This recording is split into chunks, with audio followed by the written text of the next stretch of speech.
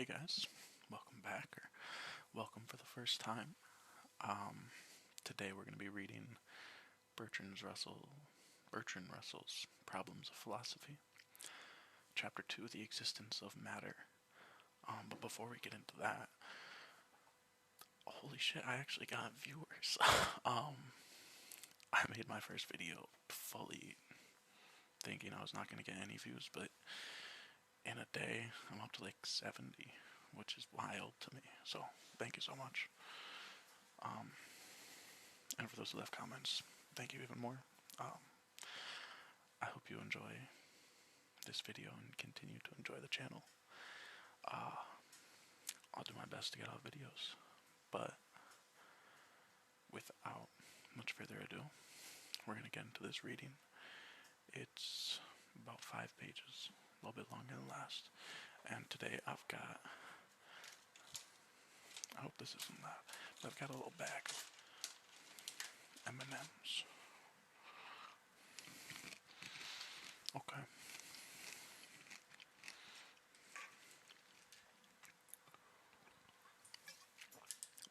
Chapter 2, The Existence of Matter.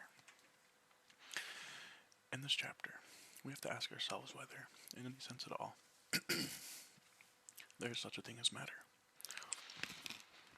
Is there a table?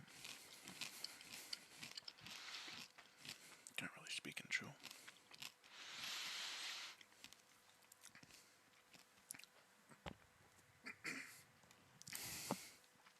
Is there a table which has a certain intrinsic nature and continues to exist when I am not looking? Or is the table merely a product of my imagination? A dream table in a very prolonged dream? The question is of the greatest importance, for if we cannot be sure of the independent existence of objects, we cannot be sure of the independent existence of other people's bodies, and therefore still less of other people's minds, since we have no grounds for believing in their minds except such as are derived from observing their bodies. Thus, if we cannot be sure of the independent existence of objects, we shall be left alone in a desert. It may be that the whole outer world is nothing but a dream, that we alone exist. This is an uncomfortable possibility, but although it cannot be strictly proven to be false, there is not the slightest reason to suppose that it is true. In this chapter, we have to see why this is the case. We talked a little bit about this in class. I had my first class for this class. They actually call it subjects in Australia. But Descartesian doubt, that system where if you have any sense of doubt in something, then you must assume that the whole thing is not real. I think it's often just accepted because, it makes sense. If we're not sure that it's true, then we should remove any possibility of being wrong by assuming that it is not true. But, like you just said, there's not the slightest reason to suppose that is true. Especially with the case of, if I cannot determine that this table I'm sitting at exists, then I guess that means I can't determine if anyone else exists. That just seems idiotic a little bit. And I suppose it could be true, but I guess let's see what Bertrand Russell has to say on the matter. Before we embark upon doubtful matters, let's try to find some more or less fixed point from which to start. Although we are doubting the physical existence of the table, we are not doubting the existence of the sense data, which made us think there was a table. We are not doubting that, while we look, a certain color and shape appear to us, and while we press, a certain sensation of hardness is experienced by us. All this, which is psychological, we are not calling in question. In fact, whatever else may be doubtful, some, at least of our immediate experiences, seem absolutely certain. I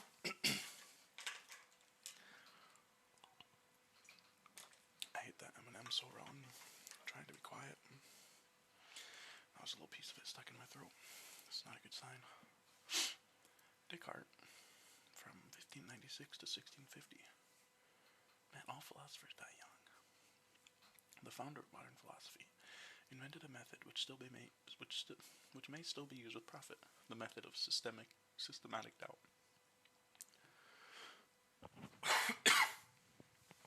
I'm sorry if that was loud. I'll see if I can get rid of it in post.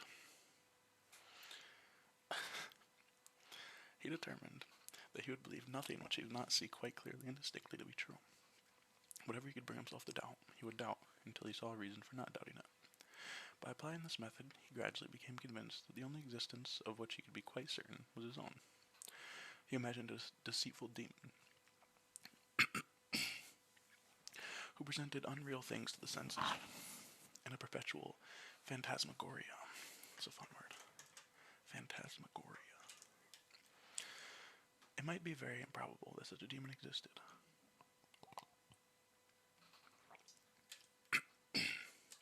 But still it was possible, and therefore, doubt concerning things perceived by the senses was possible. Honestly, one of my favorite theories. Little demon lives in all of our brains, makes up everything around us. So it's just us and a little demon baby. Little gremlin that lives in our head.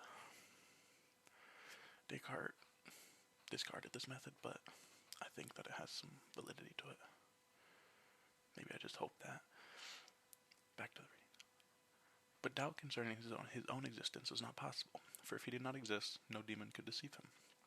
If he doubted, he must exist. If he had any experiences whatever, he must exist. Thus, his own existence was an absolute certainty to him. I think, therefore I am, he said. Cogito ergo sum. Probably said that wrong. Also, the direct translation is just, I think I am. It's like one of the things that's burned into my memory from a previous philosophy class. There is no therefore. It's not a logical jump, it just is. And on the basis of this certainty, he set to work to build up against the world of knowledge which his doubts had laid in ruins. By inventing the method of doubt, and by showing that subjective things are the most certain, Descartes performed a great service to philosophy, and one that makes him still useful to all students of the subject.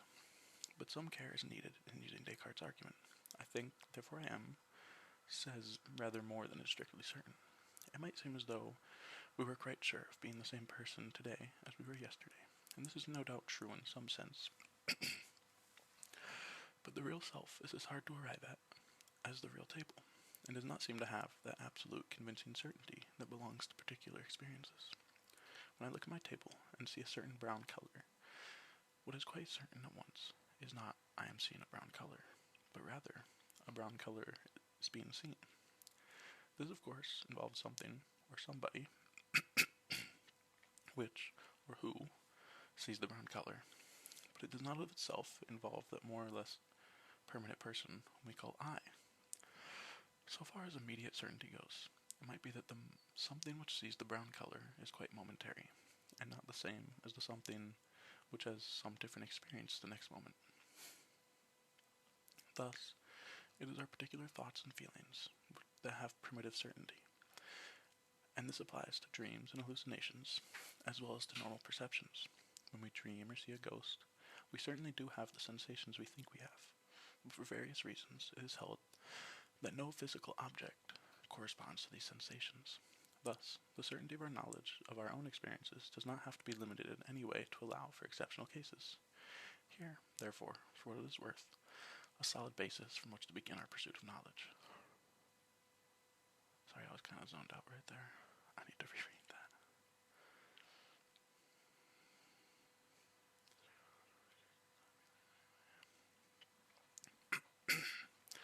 The problem we have to consider is this. Granted that we are certain of our own sense data, have we any reason for regarding them as signs of the existence of something else which we can call the physical object? When we have enumerated all the sense data, which we should naturally regard as connected with the table, have we said all there is to say about the table, or is there still something else, something not a sense datum, something which persists when we go out of the room? Common sense unhesitatingly answers that there is.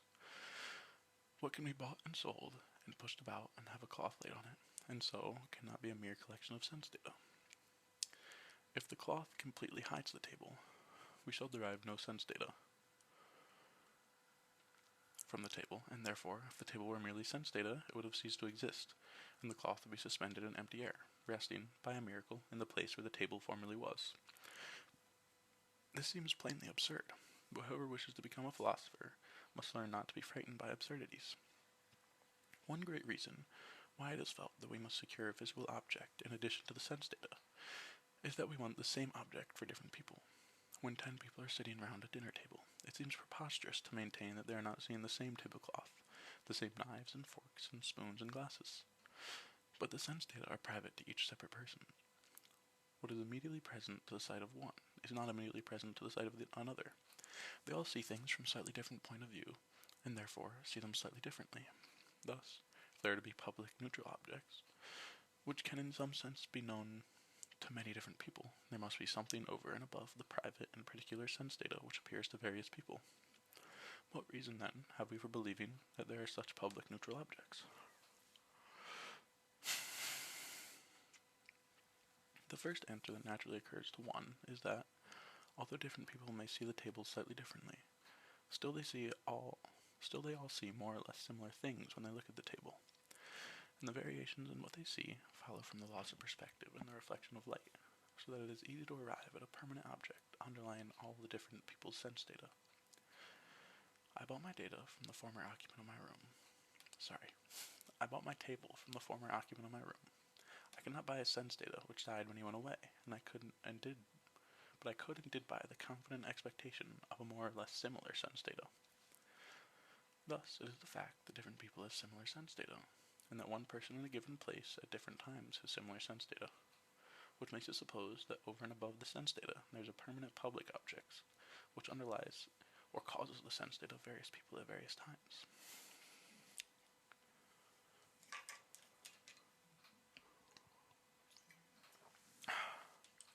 You wouldn't believe what a physical strain reading out loud is.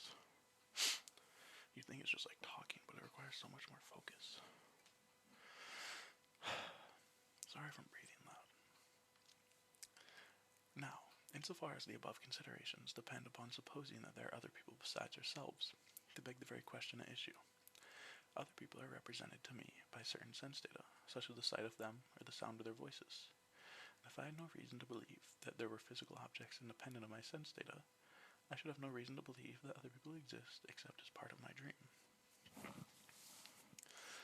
Thus, when we are trying to show that there must be objects independent of our own sense data, we cannot appeal to the testimony of other people, since this testimony itself consists of sense data and does not reveal other people's experience, unless our own sense data are signs of things existing independently of us. We must therefore, if possible, find in our own purely private experiences characteristics which show, or tend to show, that there are in the world things other than ourselves and our private experiences. In one sense, it must be admitted that we can never prove the existence of things other than ourselves and our experiences. No logical absurdity results from the hypothesis that the world consists of myself and my thoughts and my feelings and sensations, and that everything else is mere fancy. In dreams, a very complicated world may seem present, and yet on waking we find it was a delusion. That is to say, we find that the sense data in the dream do not appear to have corresponded with such physical objects as we should naturally infer from our sense data. It is true, when the physical world is assumed, it is possible to find physical causes for sense data in dreams. A door banging, for instance, may cause us to dream of a naval engagement. But although, in this case, there is a physical cause for the sense data, there is not a physical object corresponding to the sense data in the way in which an actual naval battle would correspond. There is no logical impossibility in the supposition that the whole life is a dream, in which we ourselves create all the objects that come before us. But although this is not logically impossible, there is no reason whatever to suppose that it is true, and it is, in fact, a less simple hypothesis, viewed as a means of accounting for the facts of our own life, than the common sense hypothesis that there really are objects independent of us, whose action on us causes our sensations. I'm back now. I need a little break to get water. Reading is honestly a difficult task. Okay. The way in which simplicity comes in from supposing that there are really physical objects is easily seen. If the cat appears at one moment in one part of the room, and at another in another part, it is natural to suppose that it has moved from one to the other, passing over a series of intermediate positions. But if it is merely a set of sense data, it could not have ever been in any place where I did not see it. Thus, we shall have to suppose that it did not exist at all while I was not looking, but suddenly sprang into being in a new place. If the cat exists, whether I see it or not, we can understand from our own experience how it gets hungry between one meal and the next. But if it does not exist when I am not seeing it, it seems odd that appetite should grow during non-existence as fast as during existence. If the cat consists only of sense data, it cannot be hungry, since no hunger but my own can be a sense datum to me. Thus, the behavior of the sense data which represent the cat to me, though it seems quite natural and regarded as an expression of hunger, becomes utterly inexplicable when regarded as mere movements and changes of patches of color, which are incapable of hunger as a triangle is of playing football. But the difficulty in the case of the cat is nothing compared to the difficulty in the case of human beings. When human beings speak, that is, when we hear certain noises which we associate with ideas, and simultaneously see certain motions of lips and expressions of face, it is very difficult to suppose that what we hear is not the expression of a thought, as we know it would be if we admitted the same sounds. Of course, similar things happen in dreams, where we are mistaken as to the existence of other people. But dreams are more or less suggested by what we call waking life, and are capable of being more or less accounted for on scientific principles if we assume that there really is a physical world. Thus, every principle of simplicity urges us to adopt the natural view that there really are objects other than ourselves and our sense data which have an existence not dependent upon our perceiving them. Of course, it is not an argument that we originally came by our belief in an independent external world. We find this belief ready in ourselves as soon as we begin to reflect. It is what may be called an instinctive belief. We should never have been led to question this belief, but for the fact that, at any rate, in the case of sight, it seems as if the sense datum itself were instinctively believed to be the independent object, whereas argument shows that the object cannot be identical with the sense datum. This discovery, however, which is not at all paradoxical in the case of taste and smell and sound, and only slightly so in the case of touch, leaves undiminished our instinctive belief that there are objects corresponding to our sense data. Since this belief does not lead to any difficulties, but on the contrary tends to simplify and systematize our account of our experiences, there seems no good reason for rejecting it. We may therefore admit, though with a slight doubt derived from dreams, that the external world does really exist, and is not wholly dependent for its existence upon our continuing to perceive it. The argument which has led us to this conclusion is doubtless less strong than we could wish, but it is typical of many philosophical arguments, and it is therefore worthwhile to consider briefly its general character and validity. All knowledge, we find, must be built up upon our instinctive beliefs, and if these are rejected, nothing is left. But among our instinctive beliefs, some are much stronger than others, while many have, by habit and association, become entangled with other beliefs, not really instinctive, but falsely supposed to be part of what is believed instinctively. Philosophy should show us the hierarchy of our instinctive beliefs, beginning with those we hold most strongly, and presenting each as much isolated and as free from irrelevant conditions as possible. It should take care to show that, in the form in which they are finally set forth, our instinctive beliefs do not clash, but form a harmonious system. There can never be any reasons for rejecting one instinctive belief, except that it clashes with others. Thus, if they are found to harmonize, the whole system becomes worthy of acceptance. It is, of course, possible that all or any of our beliefs may be mistaken, and therefore we ought to be held with at least some slight element of doubt. But we cannot have reason to reject a belief except on the ground of some other belief. Hence, by organizing our instinctive beliefs and their consequences, by considering which among them is most possible, if necessary, to modify or abandon, we can arrive on the basis of accepting as our sole data what we instinctively believe as an orderly, systematic organization of our knowledge, in which, though the possibility of error remains, its likelihood is diminished by the interrelation of the parts and by the critical scrutiny which has preceded acquiescence. This function, at least, philosophy can perform. Most philosophers, rightly or wrongly, believe that philosophers can do much more than this, that it can give us knowledge not otherwise attainable, concerning the universe as a whole, and concerning the nature of ultimate reality. Whether this be the case or not, the more modest functions we have spoken of can certainly be performed by the philosophy, and certainly suffices for those who have begun to doubt the adequacy of common sense to justify the arduous and difficult labors that philosophical problems involve. Alright, that's a deep reading. But I agree with a lot of what it says. Because yeah, it is true that we can never be sure about anything, even the existence of ourselves. Because like, who's to say what existence entails? Doesn't mean we have a soul, because that's not really provable. Um, and by the same token, sorry, I don't know where my mind just got lost for a second. Anyways, I like the idea of organizing our ideas in a hierarchy of validity and probability, because everything has a chance of being wrong, but some things, like the existence of people outside of us, are pretty much guaranteed by just for everything to work and for everything to have any meaning and for us to exist. It kind of requires that other people exist, so we have to accept that and move on from there with that as a given truth. And if anything contradicts with that, then it must be taken as false. Okay, so this video is much longer than my first video. I hope that's a good thing. If you made it to the end, thanks for watching. Hopefully you're asleep by now.